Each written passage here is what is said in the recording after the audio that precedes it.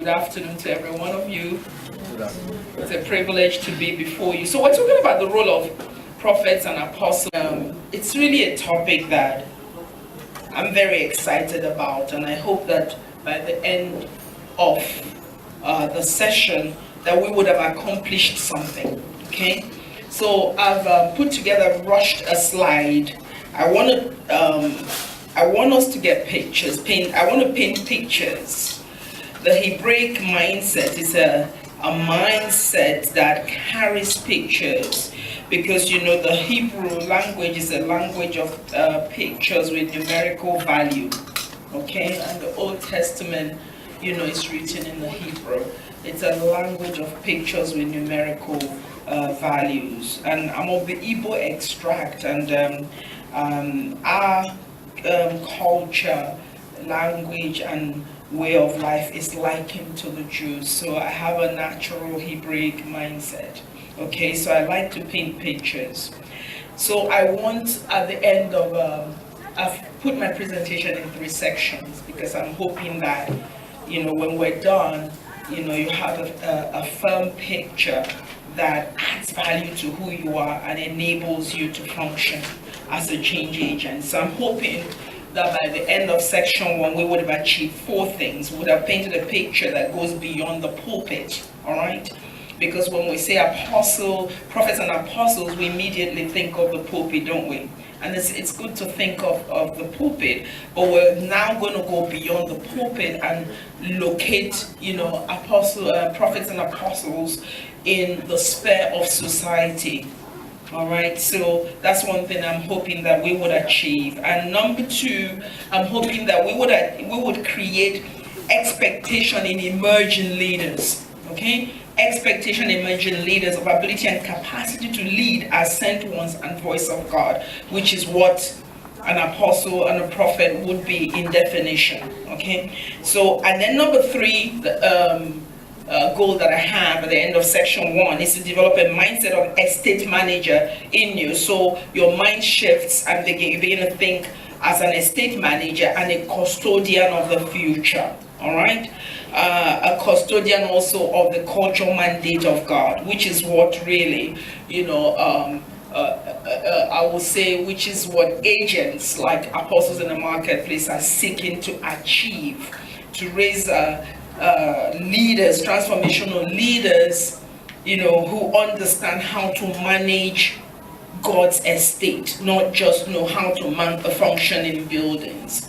And a lot of the time, our problem is bridging that gap between information and application from the pulpit, to the streets. So I hope that we can achieve something there. And then the 4th goal that I have is that transformational Christian leadership in nation building, that we get a picture of what that looks like. So my section 1, we're going to do a lot of definitions, because we need to understand. I love that word definition, because to define anything is to name it, and that's the first responsibility God gave created man, Adam.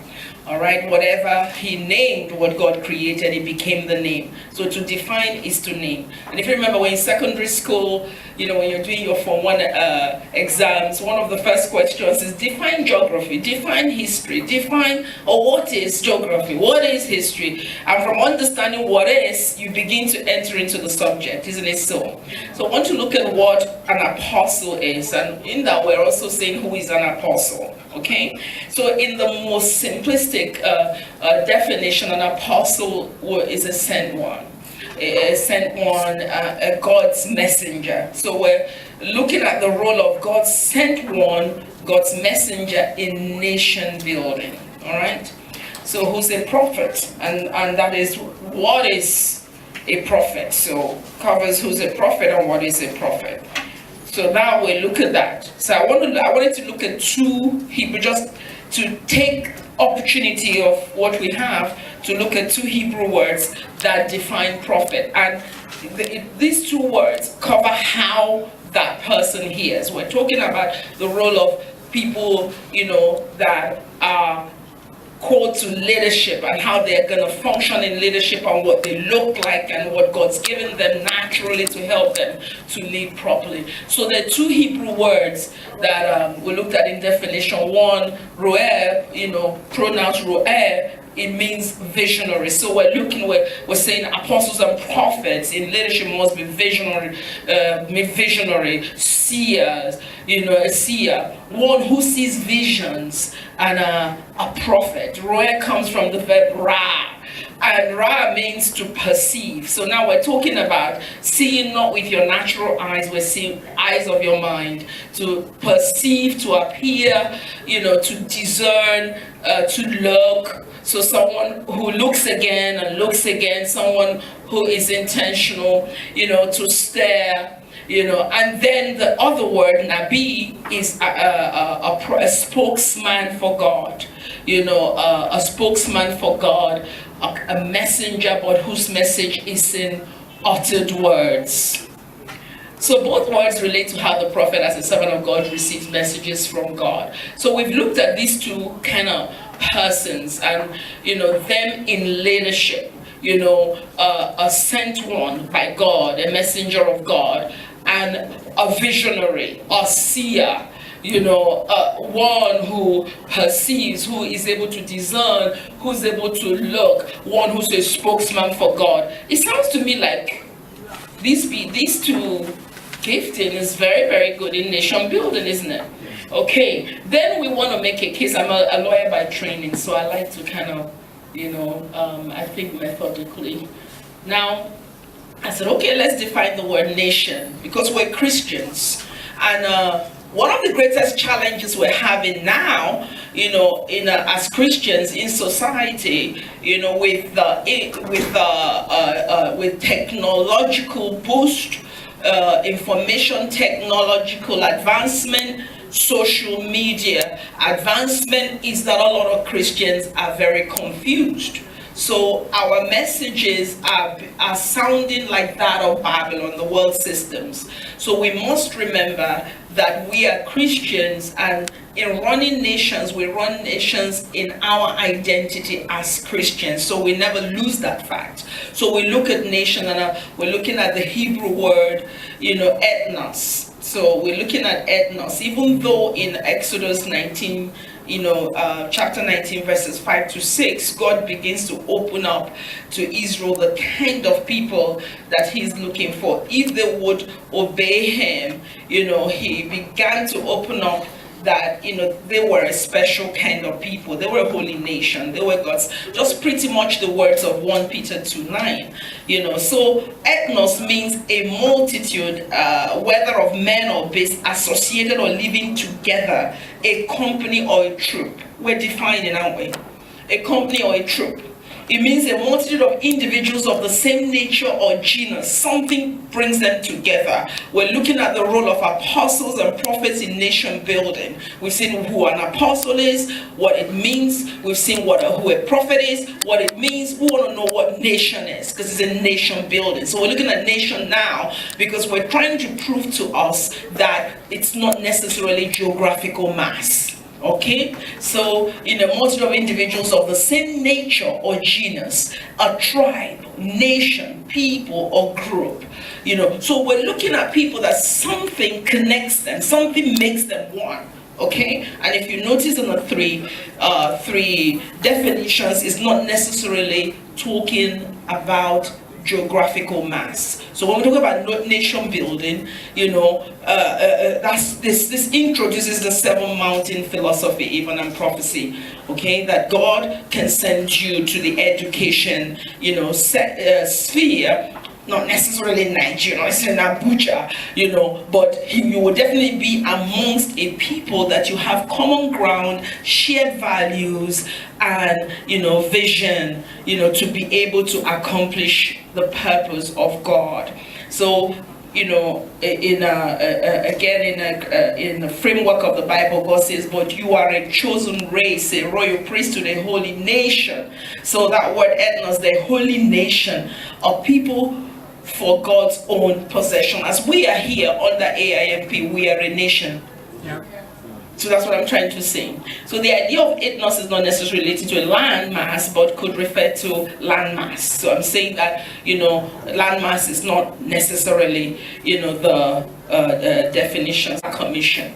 Okay, so what's a house? Oikos, that's again a Greek word for house, an inhabited house. So the earth, if you look at the culture mandate, it's called Genesis 1:28. When God created man and blessed man, one of the blessings is fill the earth and replenish it. So the earth should never be without vegetation, without humans, without ideas. This is wherever there's devastation, you have what it takes to replenish it. Where you have these eat all you can places, where you pay and you're given a cup, drink as much Coke as you like. Once your cup is empty, go fill it. That's basically the commission that we carried. So the house of God, so, we're to build the earth as a house of God, as a home, as a tabernacle. We are to cultivate inmates of the house. Inmates of the house, okay? So that soul winning comes in there. What we do with people on the earth comes in there. It says in definition, the place where one has a fixed residence or abode.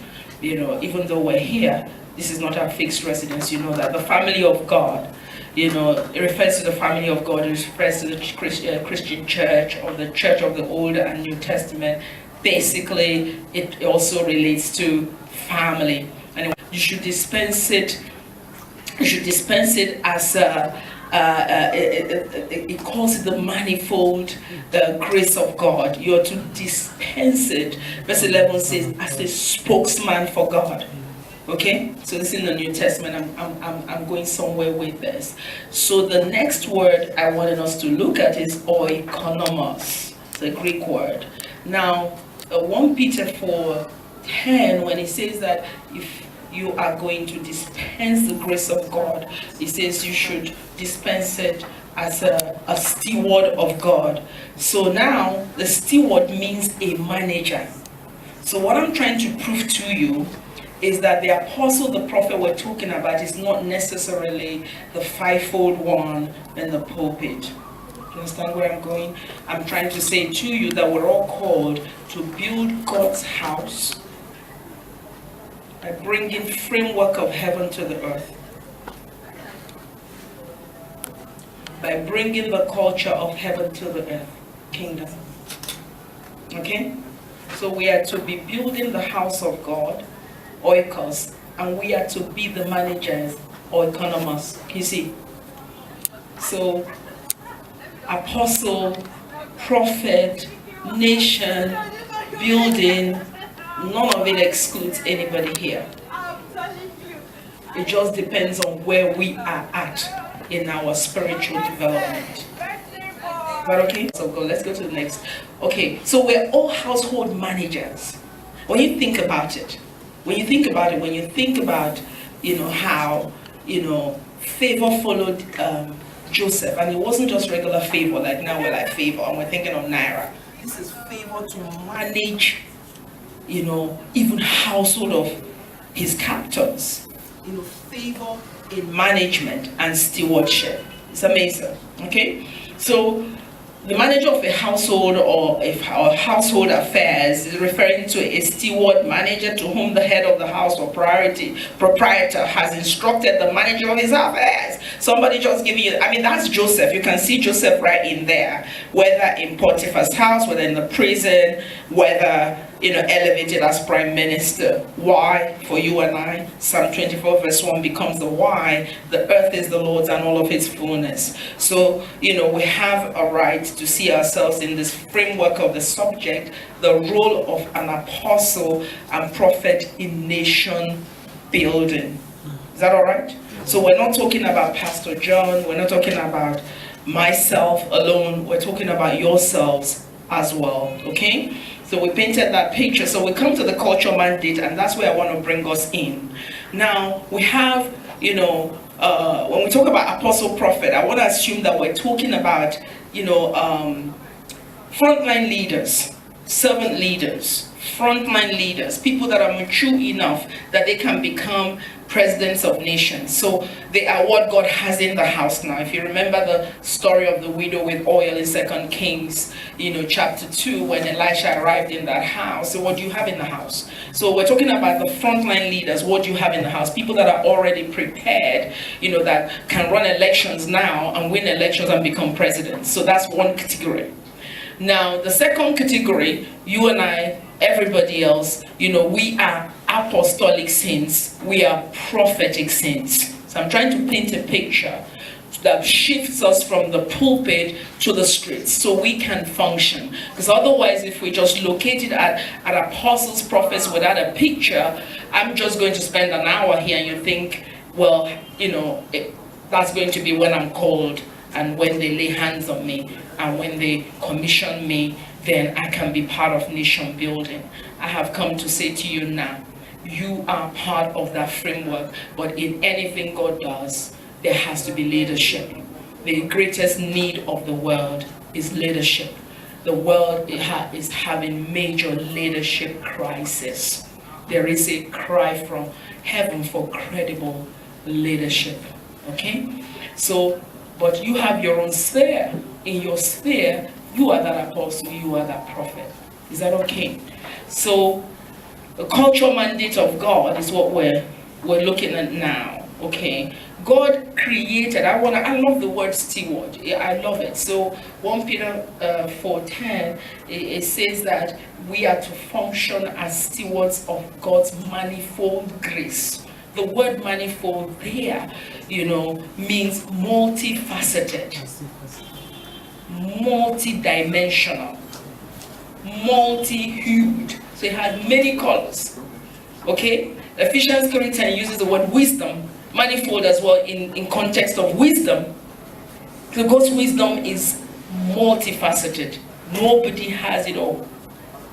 It's multicolored, can be expressed in any color. It's multidimensional. You see what I'm saying? So, in Genesis 1:28, God created a nation of stewards in his identical image, isn't it? For management of his estate. So Psalm 24 verse 1 tells us that the earth is the Lord's. So we're making a case for an academy like this. It is a training. It's also a training ground, affirmation ground for people that recover that culture mandate. Because that's what Jesus came to recover, isn't it? And he bequeathed that mandate to a people, you and I now. So Jesus restored it. You know what happened in the garden? Jesus came, he restored. And he restored and commissioned, again, stewards with very, very clear words in Matthew chapter 28, verse 19. But the preceding verse 18, he makes a case like a lawyer. All power has been given to me. He made a case. Look, all power has been given to me. He says, now you go. So what's been given to me, I am investing, divesting to you. You go ye. And he says, make disciples of nations.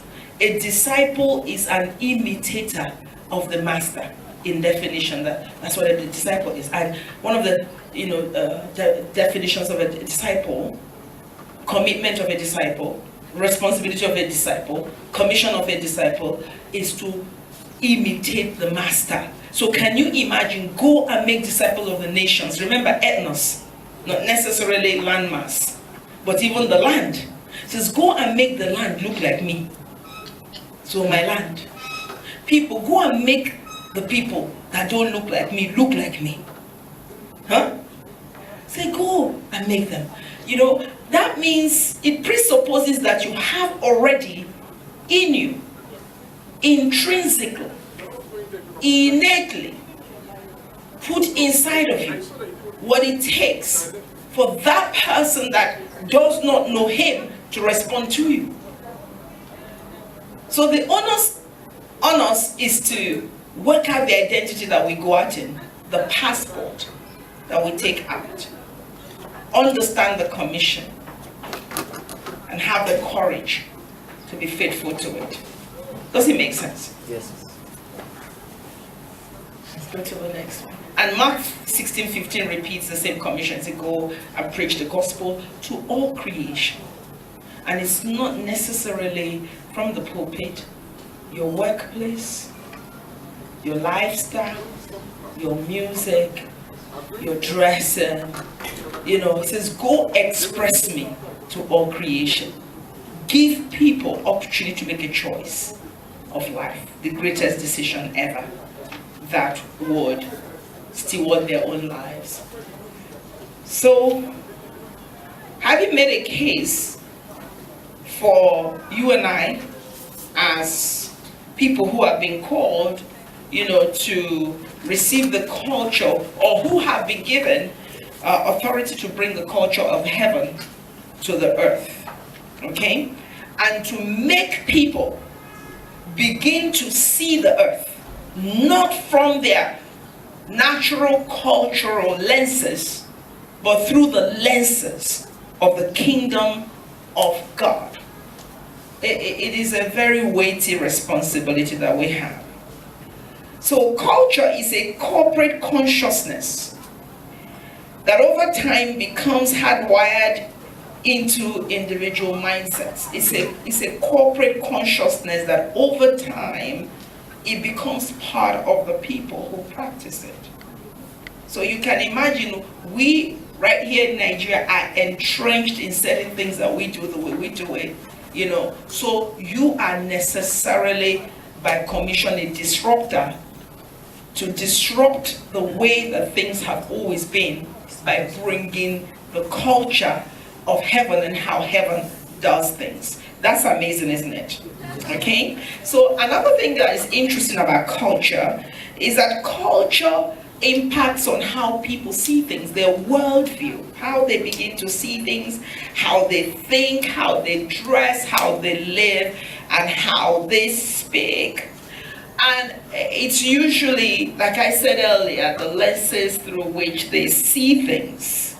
So we are called, you know, and commissioned, created, you know, to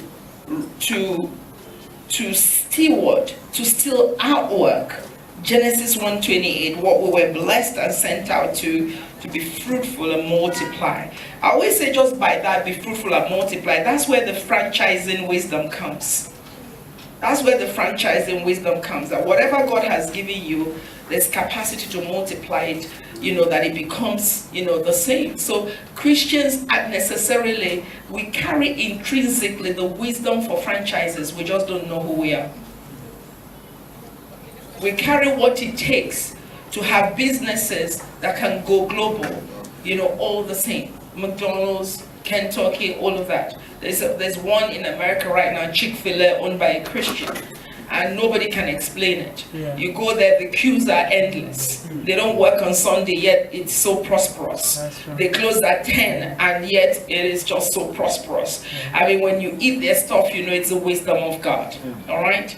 I happen to be one of those, if not even the one, that pioneered healthy eating. When we started Salad Bar in Abuja, it hadn't been there. God gave me a revelation. He says, he says, you wanted to extend the lifespan of Nigerians, and began to say that the life cycle was so short because of what we eat. People were eating themselves to death. So we carried those things, and if we all reached out to heaven for creative ideas and innovative ideas to be able to function as apostles and prophets, who are they? Sent ones, messenger of God, voice of God, spokesman for God, then we won't have so much copying and cloning and duplication of ideas. Would that be accurate? Yes. So changing shapes, I want to talk about changing shapes to add to what we have been saying. So what I've been trying to paint as a picture, that the topic, the role of apostles and prophets in nation building, isn't speaking of, you know, fivefold prophets and apostles, in the pulpit, is not asking whether they can go from the pulpit to nation building, is not questioning whether they should be in the church or out there. It is a topic that gives us the opportunity to examine, as far as I'm concerned, our work plan. To ask questions: who is an apostle? Who is a prophet? And then to look at the verb of the word, the action of the word. So who is apostolic? The act of being an apostle. Who is prophetic? The act of being, a prophet. So right now, in the space that God has placed families, and we've seen what family is, okay? Oikos, the house of God. So where you've been placed, are you functioning as a sent one? Are you functioning as a voice for God, of God? Are you addressing topical issues in society? Are you giving your opinion, or you're waiting for someone else to speak? So with that, this is the picture I want us to get today, that we're not talking about the bishop, we're not talking about the archbishop. We're talking about the role of the believer, the new creation in nation building. That in your office you have a role. Okay? Having understood who an apostle, a prophet is, that, in functionality, according to Ephesians chapter 4, these are the ones to teach us, the rest of us. So this is what brings me to changing shapes. So let me go over that very quickly. So in Joel chapter 2 verse 28, the prophet begins to prophesy that the shape of ministry is going to change. Let me just put it that way, present truth. That the shape of doing ministry business is going to change in Israel. It's no longer going to be one prophet. It's no longer going to be one priest. And it's no longer going to be one king. There is coming something, there's coming something, there's coming a season. God began to prepare the people that very soon that pyramidical shape is going to become a horizontal shape. It's going to be flattened out, and many more priests will emerge out of it. Many more kings will emerge out of it, and many more prophets will emerge. And then we know that Acts chapter 2, it happened. And the Bible said it happened at the fullness of time. So when the Pentecost had fully, come. So again, that adds weight to the ministry of the prophet. That accuracy is part of what makes that leader credible to become a part of nation building. We saw in the definition of who a prophet is that roer, one of the words, is a seer, visionary. So we're talking about visionary leaders. People who are connected to heaven, that they're going to bring down the blueprint of God for that nation, what God is saying at that time for that nation, so that the people of God can implement it. So there can be implementation, because information without strategy, you can't implement it. Really? So that would look like Nigeria now, that everyone's just kind of waiting. Anyhow, so Acts chapter 2, the shape changes, outpouring of the Holy Spirit. And when there was confusion, Peter stood in the gap, okay, and began to explain. They are not drunk. Shape has changed, because we still have to carry out the culture mandate. We inherited something from Jesus, who came to restore what God gave us. Is still about changing the world. It's still about, occupying until He returns. It's still about making the world a more pleasant place to live that looks like the Master. So a new management system came, and the people to manage the earth just as God intended it. When He created man in Genesis 1:28, they inherited a new identity. But that identity, like I said, is an identity that God already spoke of in Exodus 19, verses 5 to 6. I hope I'm painting a picture here. I'm talking to you like a lawyer so that you can make a case. I tell people that the Christian story, you should be able to tell it in 5 minutes who you are. There are just some fundamental things that, you know, we need to know in 5 minutes. If anybody touches you, you should know, you know, your identity issues. You should be able to sort it out. You should be able to tell them about your mandate. You should be able to tell them, you know, who you represent, you know. So that's passport issues, like you're traveling. Do you understand? They stop you at the gate. You should be able to answer certain questions of life in 5 minutes, and you're gone. So those are the things that make you, you know, a change agent. You can attend as many classes as you like, or if you don't work out, you know, who you are, come out of identity crisis, understand that God deliberately created, you know, man in his image and his likeness, because he knew that he needed a people that would perform exactly the same duties as himself, in the same mindset, with the same authority, understanding the same issues. Otherwise they're not going to win. They won't. Okay? So, you know, a new management system, you know, came in at outpouring, because it was no longer the way it was, where everything was run by a king, a priest, you know, and a prophet. Okay? God had already given the picture of what his family would look like in Genesis, you know, chapter 12. Abraham, didn't he say that every picture of a family is going to look like what I am, you know, investing in Abraham. He said that. Okay, so now they became change agents, you know, were birthed in this new management system, and it begins to tell them that you're give them that identity, restoring it again. You're a holy nation, you're a royal priesthood, you're a holy nation, you're God's special people, and telling them the intention. You know, they were not born again of the womb, like Nicodemus was asking Jesus, but of the Spirit. Okay, of the Spirit. So now change agents emerged. They're still members of the house of God. Micah chapter 4, Isaiah chapter 2 tell you why you're in this academy. Why are you in this academy? You're being trained to become people that understand that the mountain of God's house, okay, that the management system has to change, that God's house, God's people become people who rise above every other mountain.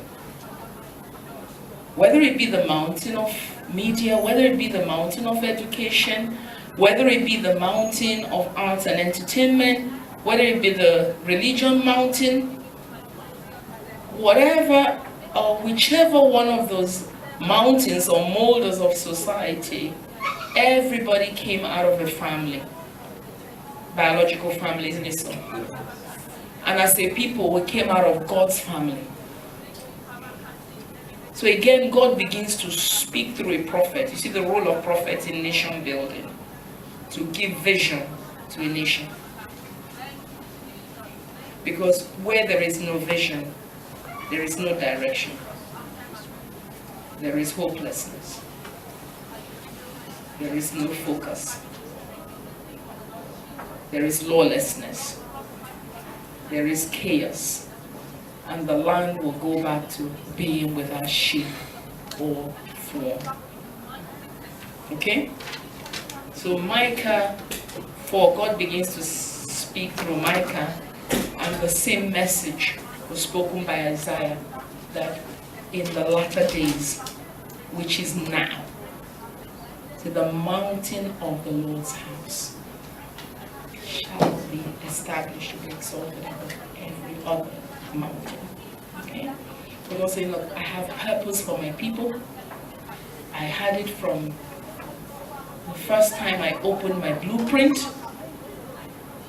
I knew that the serpent would interrupt and interfere to disrupt the management authority framework that I have given to man that I created in my image. But it's such a laugh that he would think he can. So you see the picture of God's. It's bringing me to the next slide.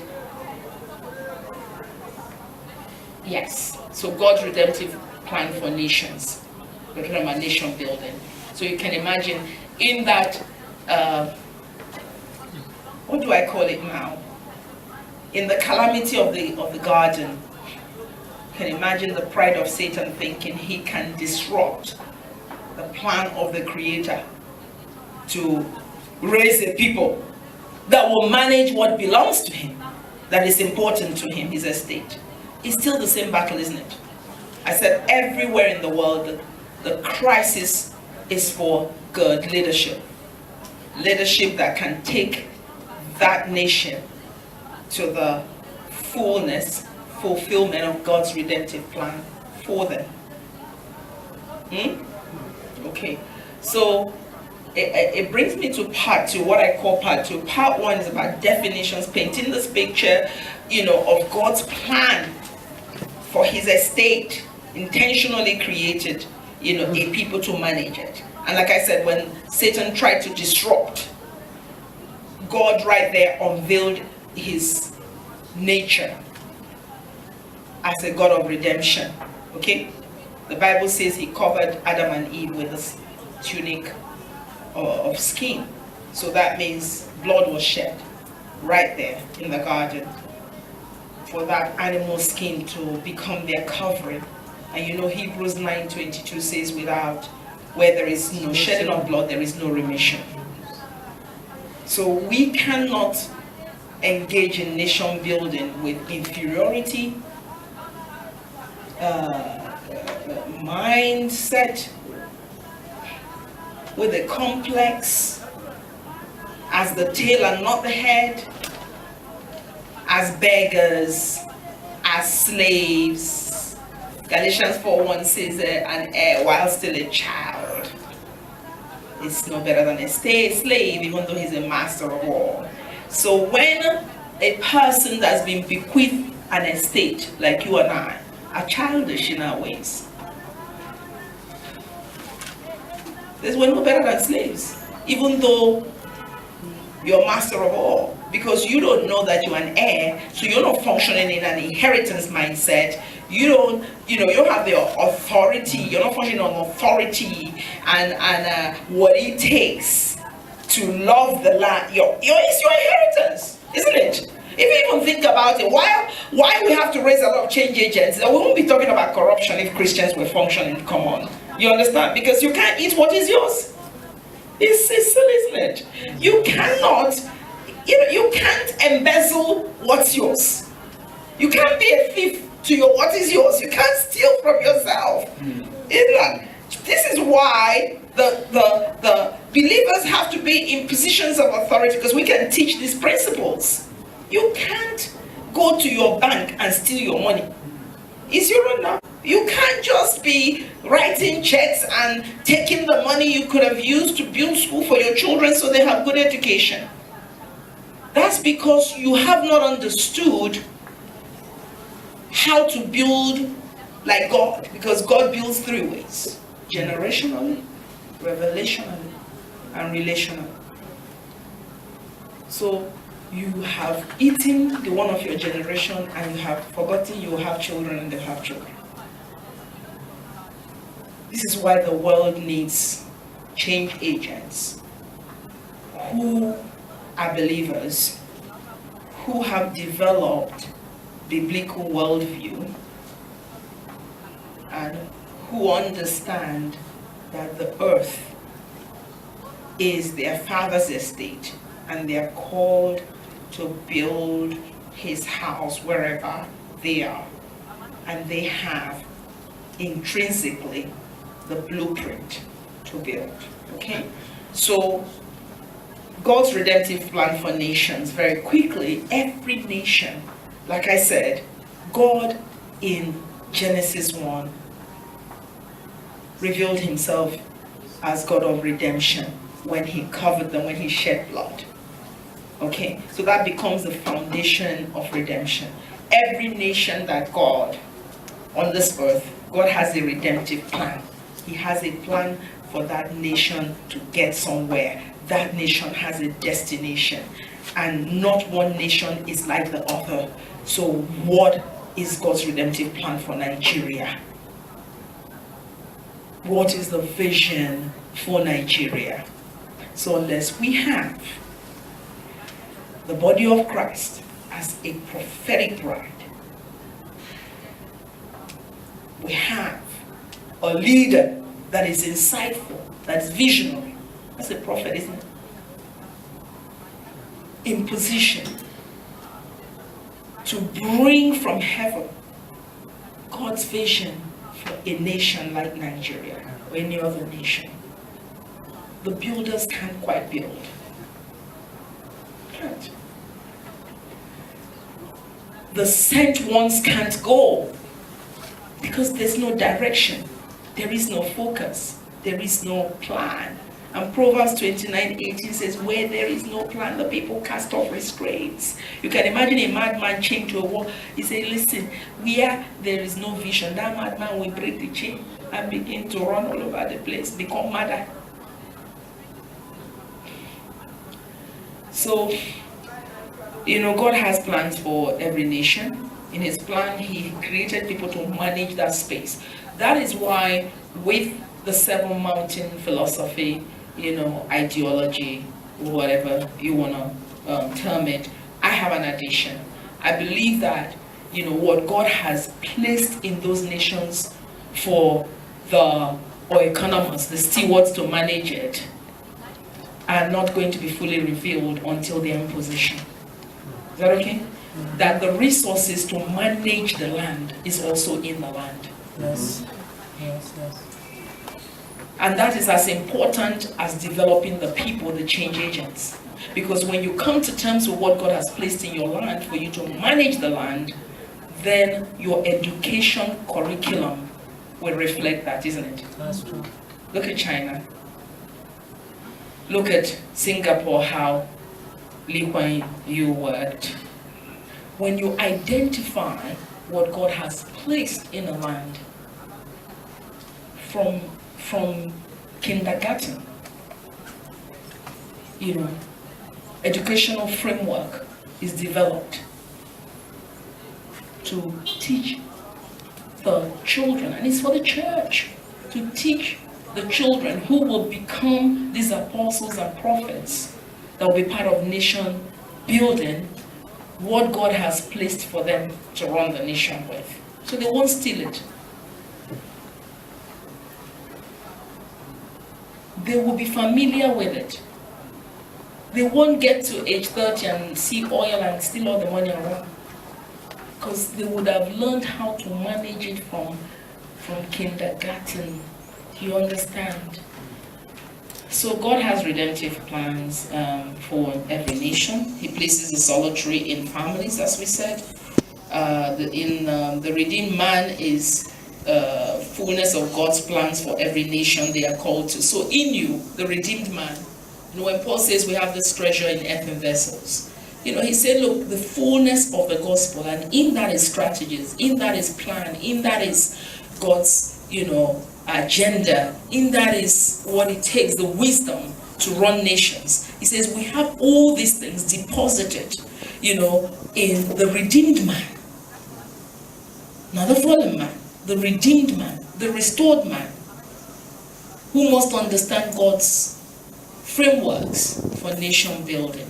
And there's everybody else, so frontline leaders. So I'm saying that the topic is not talking just about the frontline leaders, it's talking about everybody else in the verb, the function, the mobile, the people who have to be mobile, the mentally mobile, physically mobile, the people that are already out there, okay? That they have to understand. You can't understand it as, a Babylonian. You have to understand it as a priest and as a king and as somebody with an inheritance, that the earth is yours and all of its fullness, and that you are in this academy to learn how to manage your father's estate. That's why it says apostles in the marketplace. That, in society, that you carry what it takes to change wherever you are. And I'm one of those, and I want to put it on record and maybe disrupt things. Every January there's fasting here in Nigeria, isn't it? Every church. And everyone goes to church at 5 p.m. To break the fast. I remember saying to my spiritual father, this is what happens every January. And he couldn't believe it. He's come from America. He says, what do you mean? I said about 3 times. He couldn't understand it, that at 5 p.m. every day, 21 days or however many days, people go to the same building to break their fast. I can't wrap my head around it as well, because that's not how reformers should function. I think we're just being selfish. Do you know, if we're serious about nation building, can you imagine if you were like in the secretariat at 5 o'clock, you bring out the communion emblem? Like Hannah, you're not shouting, you're just moving your lips. You open up, you take the bread, you break it, put it in your mouth. And your colleagues are looking at you. Because when they hold their kettle, they don't do it in hiding. Yes. You break it, you put it in your mouth. And then you raise the cup slightly over your head. By the 7th day, they're going to ask you, What are you doing? what are you doing? So I'm taking communion. I'm taking communion. Meanwhile, that table where you're doing that thing, you have already built an altar. What's an altar? Place of access, where divinity meets humanity, where there's contracting, where there's transacting, where there is communion, where you have opened a freeway for angels to ascend and descend. Revelation is progressive. But if we've left them in their lost nature, these are the people we're to disciple, and we fled. And we fled back to the place of our comfort, and we're going to do exactly what we've done. I'm saying, let there be a shift. Can somebody say shift? Shift. So if I upset any system, I hope I upset them to change. Think about it. Just think about it. Just think about it. I was looking at 5 voices of change agents. There's voice of hope. You have to be a voice of hope, voice of compassion, voice of direction, voice of revelation. Think about it. Yes. Voices of a change agent. So you have to be a voice of compassion, voice of hope, voice of direction. About 3, isn't it? Voice of hope, voice of hope, voice of direction, voice of compassion, voice of focus, I think. Just be a voice where you are. Be that prophet. Just because of them, because when they then ask you, that opens the door for you for evangelism. Exactly. And you say, look, I'm taking communion. This is the body of Jesus Christ, broken for you. Do you want to know about it? This is his blood. Shed for us. So, this is really the case that I'm making here. And pretty much what's here, we have covered, the fact that our apostles and prophets are part of his family. They're called also to be household managers. They're gifted as leaders. Jesus again said, look, this is what God's given me. I'm going to be with my Father. I'm going to break it into 5 functions. 5 functions. When we think of function and not office, then we're not going to look for the title. Functions, functions, functions, functions. Apostle, prophet, teacher, evangelist, pastor. Functions. So look, 5 capacities to build up people who will build healthy nations. 5 abilities that I functioned in, I'm giving you, I don't need to take it to heaven. Now you go build the church, bring me deliverers of nations, reformers, leaders, role models, builders of nations, builders of waste places, raise them for me and send them out. Don't keep them in. Because if they're in, the nation will be without direction. The nation may be without implementers, builders. So, apostles and prophets as nation builders must be transformational in their role and operate as servant leaders with a biblical worldview for nation building.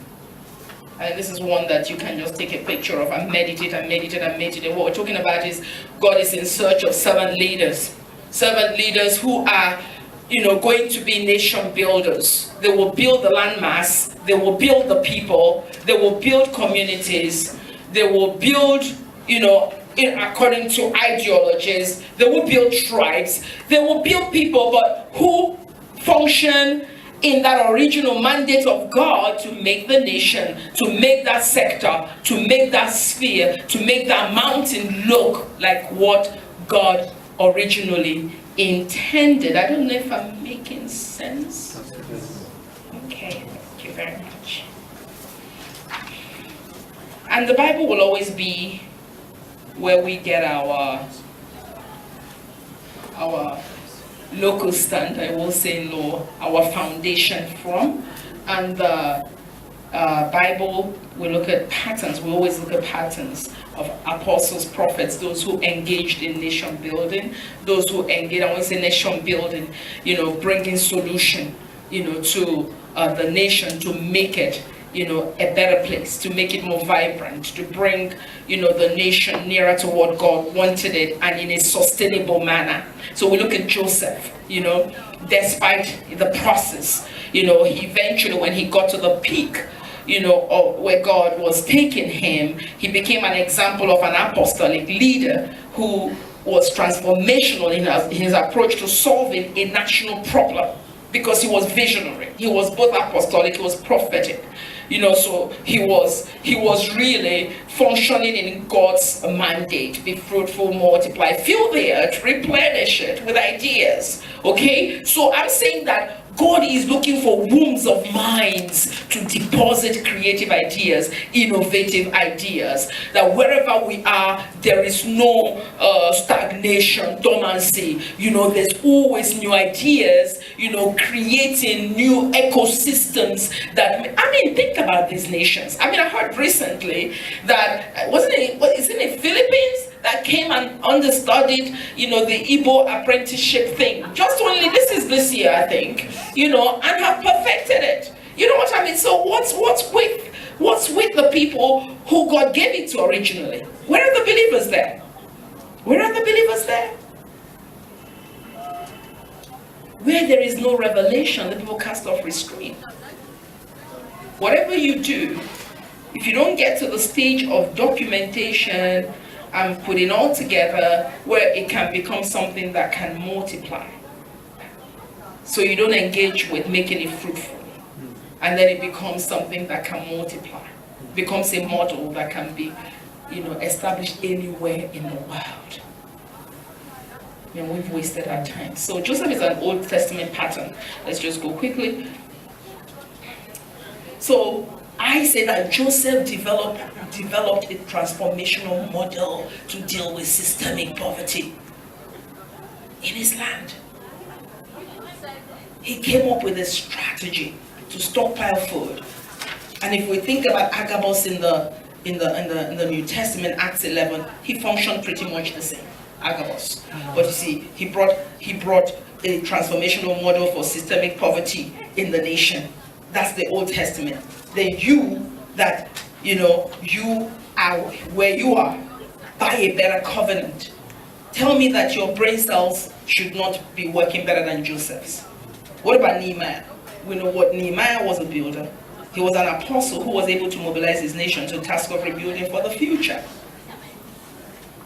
As a prophet, he carried insight and hope. He was a voice of hope in his generation, Nehemiah.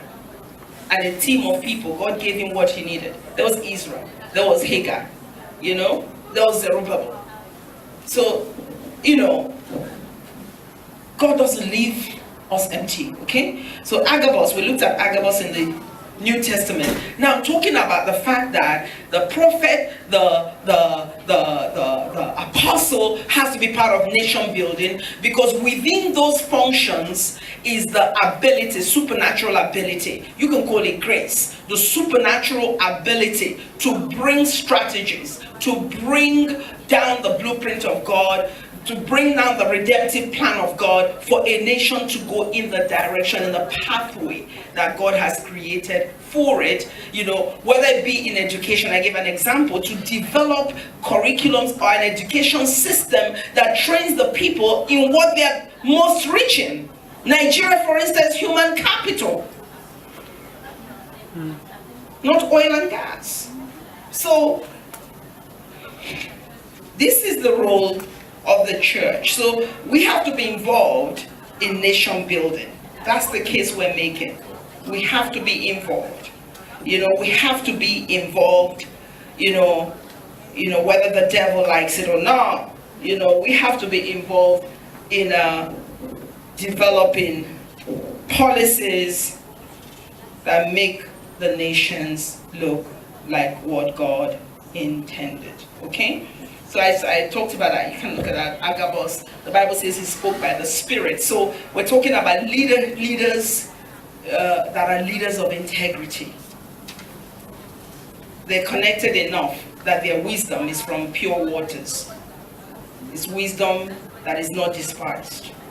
It's wisdom that will be celebrated. When God said he will rebuild the tabernacle of David, he wasn't talking about bricks. He began to explain. Remember, it's visionary leadership. Visionary leadership can explain to 50 years ahead because they have the vision for the future. Okay? If you go to Dubai, they wrap the building with the picture of what is going to be built. So people are seeing it before it's even built. And the builders are seeing it before it's built. And Habakkuk says, write down the vision, make it plain, that who reads it may run with it. So open it up. So Acts 15, James stood as a prophet and began to bring solution to an issue by saying, listen, hang on guys, because that function of prophet, God is the same yesterday, today, and forever. Can deal with the past, can deal with the present, so he opens the door to the future. So began to say to them, this is what God said in Amos 9. This is what it looks like when he was saying that he will rebuild the tabernacle of David and its ruins. It was actually a governmental prophecy. In the time of Amos, it meant a different thing to that generation.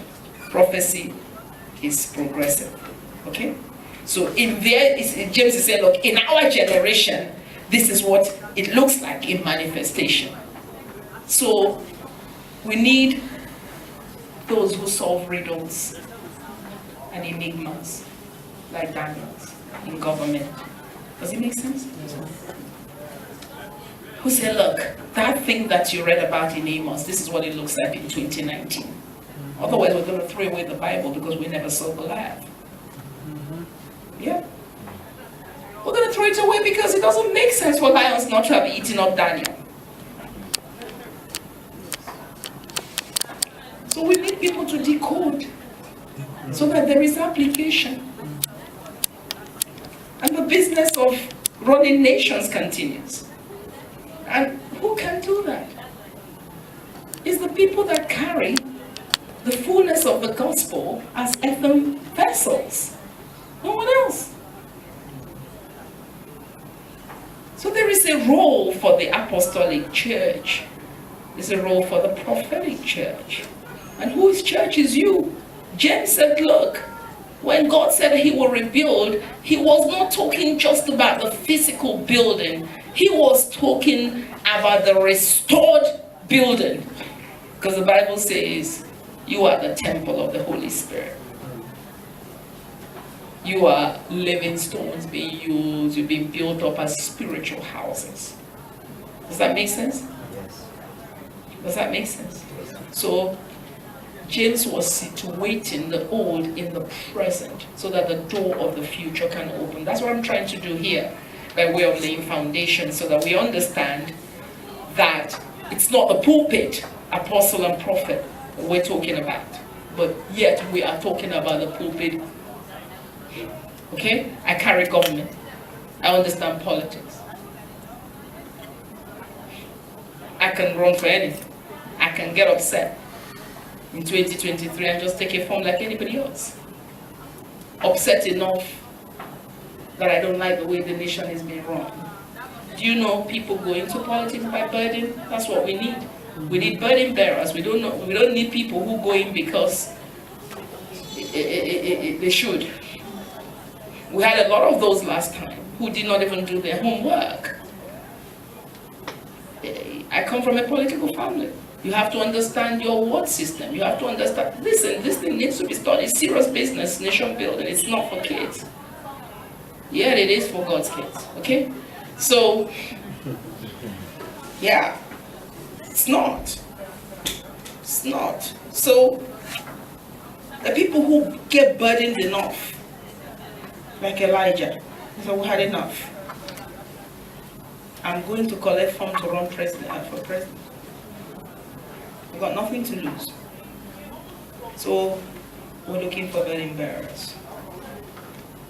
I think I have characteristics of apostles or prophets as nation builders, men and women of integrity who spoke by the Spirit, like we saw at Agabus. This is not an exhaustive list.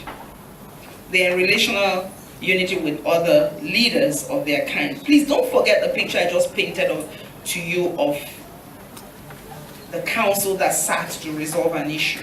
And there were transformational leaders there, and one of them was James, who said, look, if you guys get this thing wrong, we're going to have a wrong shape with which this nation will move forward. Nation being church, okay? In the time of the transition from the old to the new, Peter stood and said, look, this is what Joel was talking about. Because if he didn't, they're going to get it wrong. What am I saying to you? When there's a transition, someone has to stand in the gap and bring interpretation. Otherwise, it will be missed. Yeah. This academy is raising you as a change agent who has to stand in the gap and say, this is what an integrous, this is what a man and woman of integrity looks like. This is what a change agent looks like. So we're not going to have to buy many books. You become the book that we read. Is that okay? That's just basically what this is about, okay? I'm going to stop here. I was going to give you characteristics of a transfer. I don't want us, because it's, you know, at the beginning of last year, the Lord said to me, half knowledge is going to be more dangerous than no knowledge. It's better you don't even know than you know small and you don't attend again. It says half knowledge is more dangerous than no knowledge. Okay, so we don't want to overload. I can take one or two questions to answer. So if our paths cross again here in this academy, then we can go on to look at what a transformational leader is. Today's been about painting pictures, because when those pictures are in your mind, no devil can stop you. It's not possible. That's why, you know, our God, Hebrew God, we have to develop Hebraic frame of thinking. The language of pictures with numerical values. We have to have those pictures in our minds that when we hit opposition, the picture comes to our fore. We remember that as long as I'm here, I necessarily carry solution. I don't have to go and be trained as a solution bearer. I just need, you're in this place to be activated. Like a car that has not moved at its capacity. Vroom, vroom, vroom, vroom, vroom. Activation. Okay? So let me stop here. And then, I hope it's been okay. Very deep. Take a topic and think it long enough until it becomes you.